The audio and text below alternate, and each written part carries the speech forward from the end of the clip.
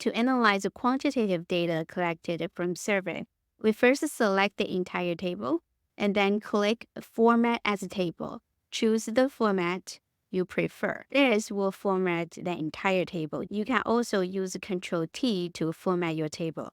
After you format your table, click Table Design, and here you see I labeled the table I just formatted as raw data. This will be very helpful as we analyze data. Next, we go to Insert Pivot Table and collect from Table Range. Here you see the table range is the table I just formatted, and I want to create the pivot table in the new worksheet. Click OK. Now we have a new sheet.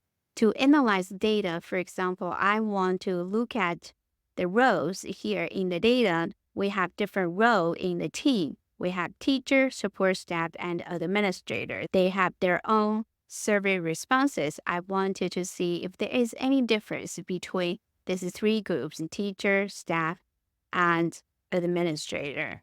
To do that, we drag this row in team in rows, and we drag the column of Q1 to values. The default setting is the sum of Q1, but we don't need sum, we need the average score. To do that, we right-click, summarize value, change it from sum to average. Now we see the average score to question 1 based on their rows. And I only want 2 decimals. Select the cells, go to decrease decimal, and I only want 2 decimals. So here we go. We have the results for question 1. And now I want to create a visualization to show the difference among 3 groups. To do that, we go to Insert, Recommend Charts, and this is the recommended one, which is exactly the one that I want, and this is the bar chart. To format the chart, you can click the plus button, remove the chart title, remove the grid line, remove the legend. Here we go. And then if you want to specifically look at the 2 rows of administrators and teachers, and then you select those 2 rows. And here we go. We only have 2 rows. Now you can do the same for other data. For example, in our data, in addition to row, we also have frequency of team interaction. To analyze data there, we can change the column of row in teams to frequency of team interaction. Find the data frequency of team interaction and drag to this area. Here we go. Now we have a new visualization. You can do the same for other survey questions. For example, you can drag question 2 here as well. Again, I want the average, not the sum. Right-click, choose average. There you go. Since I have 2 different survey questions, I need to add legend. So the blue color represents the average score to survey question 1, and the orange color represents the average score to survey question 2. Here, the grand total, if I remove frequency of team interaction and leave the rows blank, then here, the average score represents the average score of all 60 responses to question 1. The same applies to question 2. And you can do the same to, for example, question 5. Again, I want average.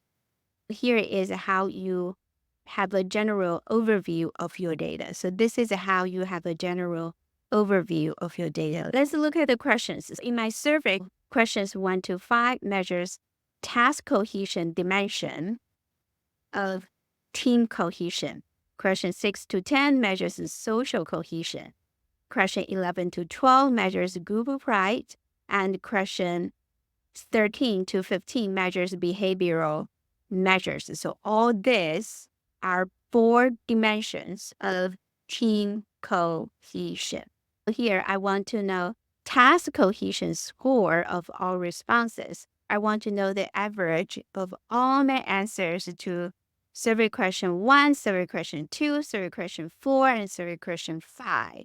To do that, I select the range that's from E2 to question 5, which is I2.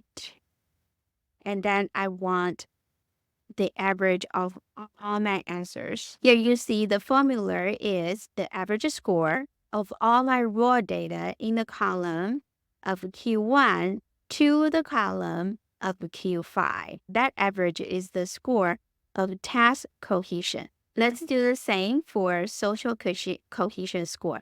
Social cohesion score is the average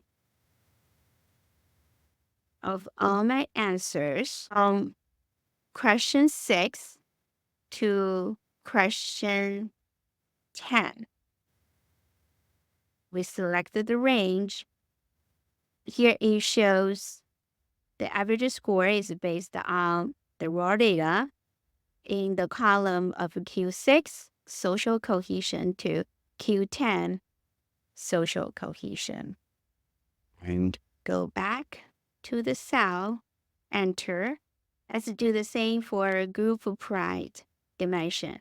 Again, average, and then find our survey questions that measures group pride. It's the answer to question 11 and question 12. And then we include our range, enter, go back to group cohesion score.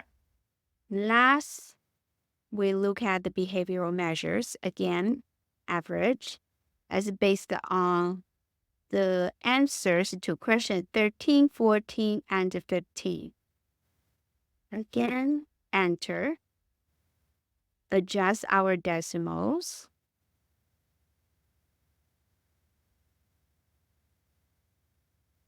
There you go. That's how we calculate the